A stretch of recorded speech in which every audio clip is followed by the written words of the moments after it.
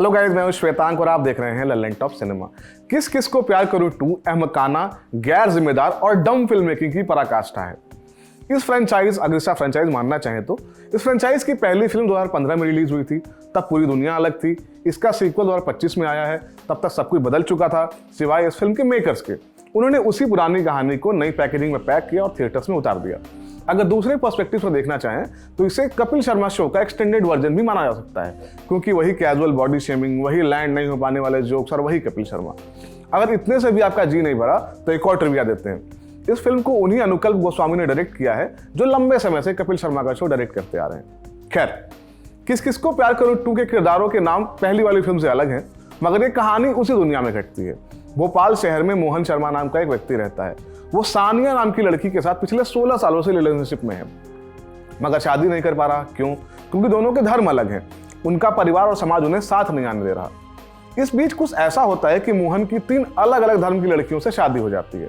हालांकि इसमें उसकी मर्जी नहीं, मजबूरी है, क्योंकि वो अब भी सानिया से ही शादी करना चाहता है। क्या होगा जब उन 3 लड़कियों को पता चलेगा कि उन सबका पति एक ही आदमी है? यही फिल्म की बुनियादी स्टोरी है। किस किस को प्यार करूं चतुराई करने की कोशिश करती है। ये सिर्फ अपनी टिपिकल कॉमेडी के साथ चिपकी नहीं रहती, कुछ नया ऑफर करने के चक्कर में कहानी में धर्म का एंगल डाल देती है, क्योंकि आजकल सबसे ट्रेंडी टॉपिक है। मगर इस फिल्म को पता नहीं है कि उस टची टॉपिक को बरतना कैसे है, इसलिए वो जैसे तैसे उसे कहानी में पिरोने की कोशिश करती है, मगर नाकाम साबित होती है। मोहन शर्मा के माता पिता नहीं चाहते उसकी शादी सानिया से हो, क्योंकि मुस्लिम है इसलिए मुश्किल है।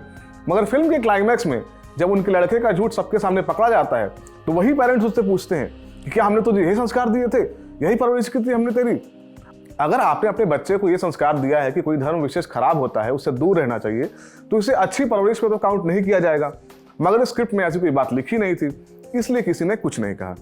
इसके बाद अगले आधे घंटे तक इस चीज का जस्टिफिकेशन जारी किया जाता है कि कैसे मोहन शर्मा ने 3 लड़कियों से शादी करके कोई गलती नहीं की। वो महिलाओं की बेहतरी के लिए काम कर रहा था और चौथी महिला के साथ शादी करने के लिए मंडप में खड़ा है। कोई तारतम्यता नहीं, कोई तार्किकता नहीं, बस भौंडी कॉमेडी और गंभीरता के नाम पर यह कह दिया जाता है कि प्यार बदलने का नहीं, अपनाने का नाम है। फिल्म में 2 ऐसे सीन्स हैं जो आपके चेहरे पर हंसी ला पाते हैं। उसका क्रेडिट कपिल शर्मा की कॉमिक टाइमिंग को जाता है। फिल्म के एक सीन में अपनी 2 पत्नियों के साथ टकरा जाते हैं।